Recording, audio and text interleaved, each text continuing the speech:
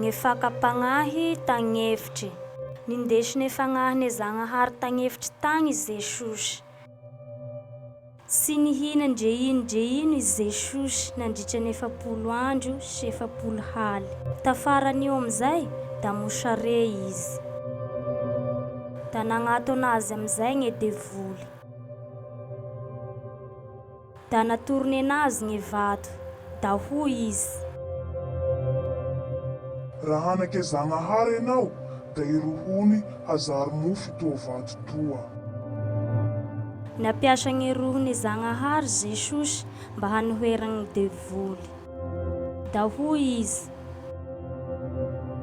sy ny mofo avao ny mahavelon'olo, fa zay resaky aboaky ny vavany Zagnahary.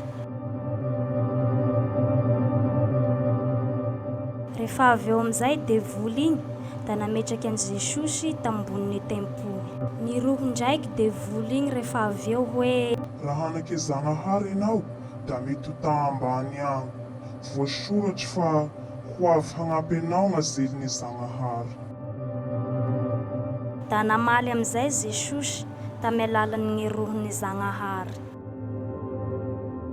Ko magnety hila an Jehovah Andriamanitrao. Tamy farany da nindesiny devoly egny ame vohitry raiky ambony be egny Jesosy. Da natorony anazy aby ny fahazaka miaraka amin'ny hanagna aby ambony tany. Da hoy izy: omeko anao aby zao raha aby zao, raha mikohoky eto anatrehako enao. Da hoy Jesosy tamy devoly: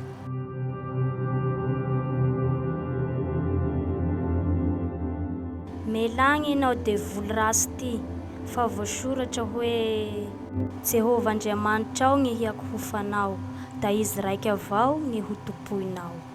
Dika amizay devoly igny. Da nisy azely amizay nagnato an Jesosy, da nanompo anazy.